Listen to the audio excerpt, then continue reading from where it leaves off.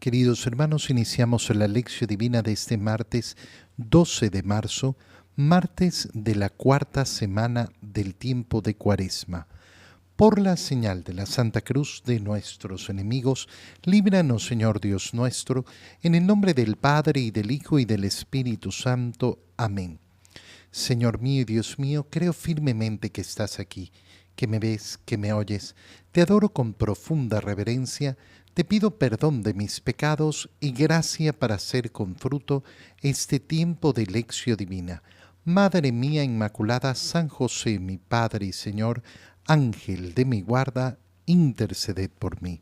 En la primera lectura de este día martes, leemos el libro del profeta Ezequiel, capítulo 47, versículos 1 al 9 y 12. En aquellos tiempos, un hombre me llevó a la entrada del templo. Por debajo del umbral manaba agua hacia el oriente, pues el templo miraba hacia el oriente y el agua bajaba por el lado derecho del templo al sur del altar. Luego me hizo salir por el pórtico del norte y dar la vuelta hasta el pórtico que mira hacia el oriente, y el agua corría por el lado derecho. Aquel hombre salió hacia el oriente y con la cuerda que tenía en la mano midió 500 metros y me hizo atravesar por el agua, que me daba a los tobillos. Midió otros 500 metros y me hizo pasar. El agua me daba a las rodillas. Midió 500 más y me hizo cruzar. El agua me daba a la cintura. Era ya un torrente que yo no podía vadear, pues habían crecido las aguas y no se tocaba el fondo. Entonces me dijo: ¿Has visto, hijo de hombre? Después me hizo volver a la orilla del torrente y al mirar hacia atrás vi una gran cantidad de árboles en una y otra orilla. Aquel hombre me dijo: estas aguas van hacia la región oriental, bajarán hasta el Arabá, entrarán en el mar de aguas saladas y lo sanearán.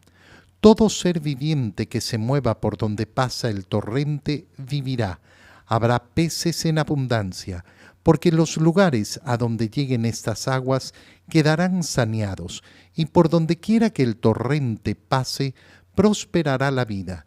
En ambas márgenes del torrente crecerán árboles frutales de toda especie, de follaje perenne e inagotables frutos. Darán frutos nuevos cada mes, porque los riegan las aguas que emanan del santuario. Sus frutos servirán de alimento y sus hojas de medicina. Palabra de Dios. La lectura que hacemos en este tiempo de Cuaresma del libro del profeta Ezequiel nos recuerda la gracia que brota de la pasión de nuestro Señor. Y es tan importante darnos cuenta de cómo es inagotable la gracia de Dios. No se gasta. En este mundo todo tiene su límite. No hay recursos que sean infinitos. Bueno, la gracia de Dios no actúa de la misma manera. La gracia de Dios tiene efectivamente esa cualidad de no acabarse jamás. No es que yo en mi vida puedo recibir un exceso de gracia de Dios, y todo proviene del santuario que es Cristo. Todo mana de ese costado abierto, de donde surgen sangre y agua. Siempre tenemos que recordar esto: la gracia que nos ofrece el Señor, la cual nos permite no solo hacer algunas cosas, nos lo permite todo. No hay bondad en mí que no provenga de la gracia de Dios. Es hermoso el modo en el que el profeta Ezequiel nos va mostrando el sentido de la gracia. Un hombre me llevó hasta la entrada del templo. ¿Y qué pasa en la entrada del templo? Por debajo del umbral manaba agua hacia el oriente, pues el templo miraba hacia el oriente. ¿Cuánta agua? Poca. El agua bajaba por el lado derecho del templo al sur del altar. Y después pasamos hacia el otro lado para medir esa agua. Midió 500 metros y me hizo atravesar por el agua, que me daba a los tobillos. ¿Qué imagen es la que se nos presenta? Que en un inicio esta agua, de la cual va a brotar toda la vida, de la cual brota toda la gracia, parece ser algo muy insignificante, muy pequeñito. Y es bello ver cómo efectivamente, mientras va avanzando, se va volviendo un torrente mucho más grande. ¿Cómo se ha producido nuestra salvación? Nuestra salvación se ha producido con ese acto de entrega, esa ofrenda que ha hecho Cristo de su propia vida, de su propio cuerpo. Ha derramado su sangre. ¿Qué significa la sangre de Cristo en el mundo? Bueno, en apariencia absolutamente nada. La sangre de un hombre, de un hombre. Y podremos mirar efectivamente la monstruosidad de un hombre desangrándose, pero al final diremos, bueno, es solo esta cantidad. ¿Para cuánto va a alcanzar? ¿Qué ha ocurrido en la medida que la Iglesia ha ido llevando el mensaje de salvación y celebrando los sacramentos? Que se multiplica esa gracia de la sangre de Cristo, de la entrega, de la ofrenda de Cristo. ¿Y cuándo se termina? Nunca. Y en la medida que la Iglesia avance en su evangelización, más y más y más personas van siendo capaces de recibir esa gracia de Dios. En la medida que más avanza el tiempo, en la medida que más avanza la evangelización, bueno, el mundo va recibiendo esa gracia liberadora, esa gracia salvadora. Se va midiendo cada 500 metros hasta que ya era un torrente que no se podía cruzar. ¿Has visto, hijo del hombre?, le pregunta al profeta. Y después me hace volver a la orilla del torrente para mirar atrás. ¿Y qué es lo que ve? Una gran cantidad de árboles en una y otra orilla. Qué bonita manera de mostrarnos efectivamente la fructosidad, cómo da frutos, cómo hace fructificar la gracia de Dios. Bueno, esta imagen que la aplicamos lógicamente a la humanidad entera, a todos los hombres, también la aplicamos a nuestra vida personal. En la medida que yo aprovecho la gracia de Dios, ¿qué va a ocurrir? Va a ocurrir que va a incrementarse en mí. No es que yo recibo un poquito de gracia y ya está, con eso me quedo. No, en la medida que yo aprovecho la gracia, ¿qué es lo que sucede? Va creciendo más y más. Por eso el deseo de nuestra vida tiene que ser siempre ese, el del crecimiento, el de crecer en la gracia de Dios. Qué terrible una vida plana, siempre lo digo. Una vida plana que no tiene deseo de mejorar, que no tiene deseo de crecer, que cree que sus mejores años ya han pasado. ¿Cuántas personas piensan así en la vida? No, bueno, ya mi vida está en su recta final, yo estoy en lo último. ¿En lo último de qué? Hermano mío, el último día de tu vida empieza la verdadera vida. El último día de tu vida en este mundo empieza la verdadera vida, la vida eterna. Y entonces, ¿cómo quiero llegar yo a la vida eterna? Quiero llegar siempre aprovechando en este mundo la gracia que me da el Señor para hacerla crecer más, para que fructifique más, para que sea mucho más profunda y para que efectivamente me llene de esplendor, me llene del deseo de no solo recibirla yo, sino que además entregarla a los demás, hacerla fructificar entre los demás. Y entonces las dos imágenes que estamos utilizando se van uniendo. ¿Por qué? Porque ese crecimiento de la gracia, en la medida que la Iglesia ejerce su misión evangelizadora, su misión de llevar la salvación de Cristo, que se refleja en esa segunda idea, es decir, en mi vida personal, pero en la medida que mi vida crece en la gracia de Dios, ¿qué va a ocurrir? Que voy a querer que los demás reciban esa misma gracia y por eso voy a participar de esa misión evangelizadora de la Iglesia. Qué bonito es el deseo de que la sangre derramada de Cristo nunca se desaproveche, sino que fructifique y dé vida por todos lados. En el Evangelio, leemos el Evangelio de San Juan, capítulo 5, versículos 1 al 16. Era un día de fiesta para los judíos cuando Jesús subió a Jerusalén. Hay en Jerusalén, junto a la puerta de las ovejas, una piscina llamada Betesdá, en hebreo, con 5 pórticos bajo los cuales yacía una multitud de enfermos, ciegos, cojos y paralíticos.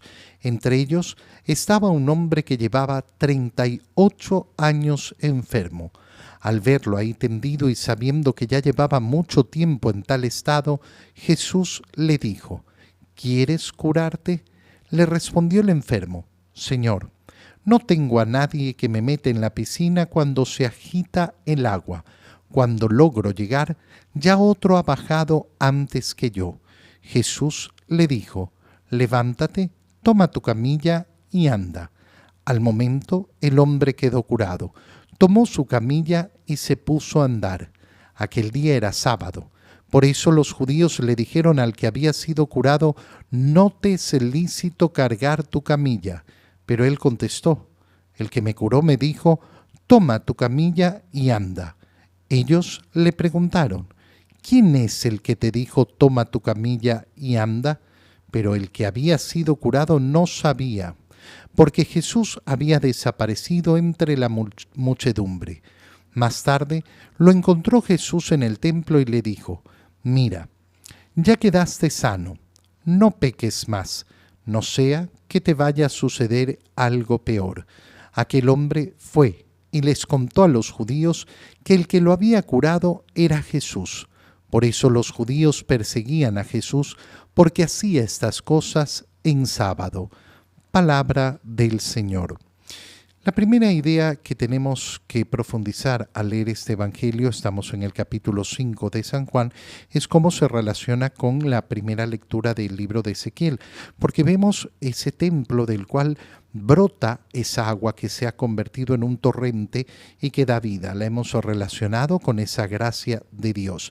Y nos enfrentamos en el Evangelio a una escena en la cual se nos muestra ese templo de Jerusalén en la puerta de las ovejas, puerta por la cual entraban las ovejas para ser sacrificadas en el templo de Jerusalén, y esta piscina que se encontraba en ese lugar que tenía 5 pórticos, una piscina, es decir, un lugar donde hay agua, donde entraba agua.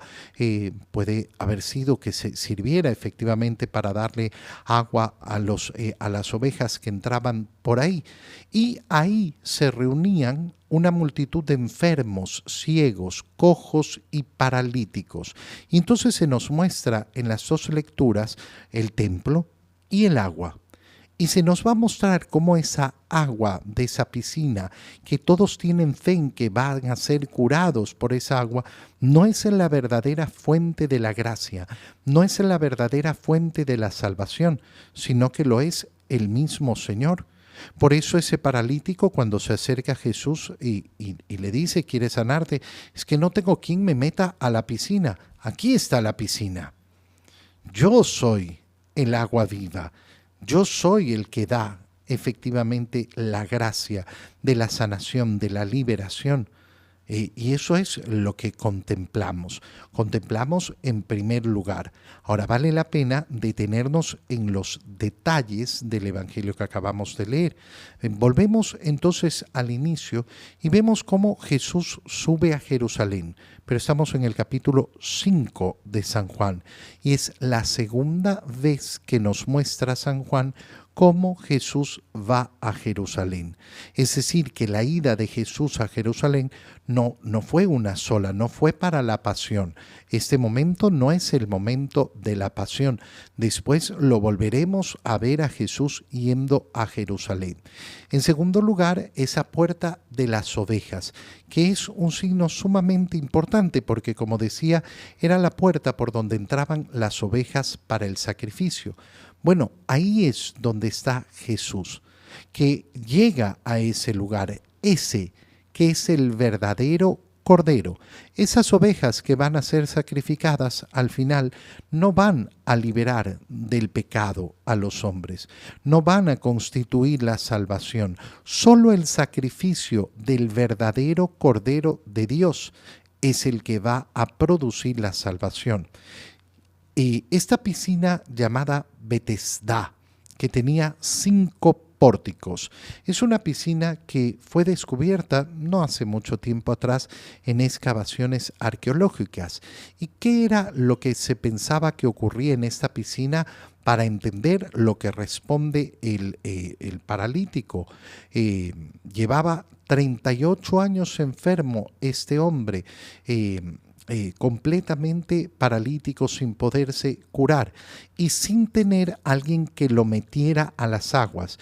Le dice este paralítico: Señor, no tengo a nadie que me meta en la piscina cuando se agita el agua. Cada cierto tiempo se agitaba el agua de esta piscina. ¿Por qué? Porque creían que en ese momento descendía un ángel del cielo y se ponía a mover las alas. Y la creencia era que el primero en entrar en la piscina cuando se alborotaran las aguas era el que iba a ser sanado. Esto era la creencia. Cuando se descubre esa piscina, se descubrió también por qué se producía posiblemente ese movimiento de las aguas. Pero entonces nos enfrentamos a una creencia, a lo que dice la gente, a lo que cree la gente versus la realidad. En el mundo estamos llenos de estas creencias. ¿Cómo les llamamos? Supersticiones. Supersticiones.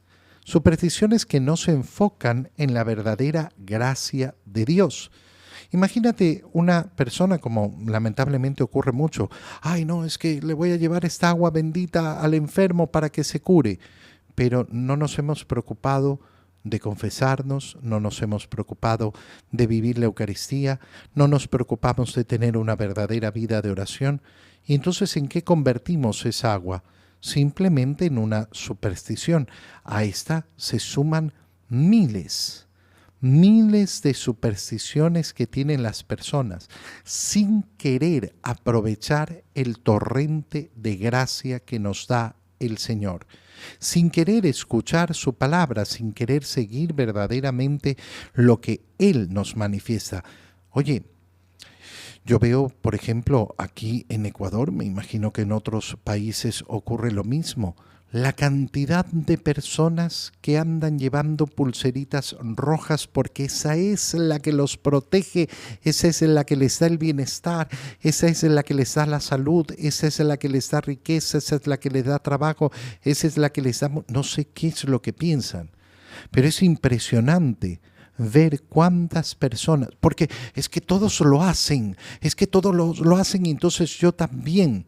Y ahí están todos estos enfermos, 38 años esperando esa sanación el enfermo, sin lograrla. ¿Por qué? Porque no la iba a lograr.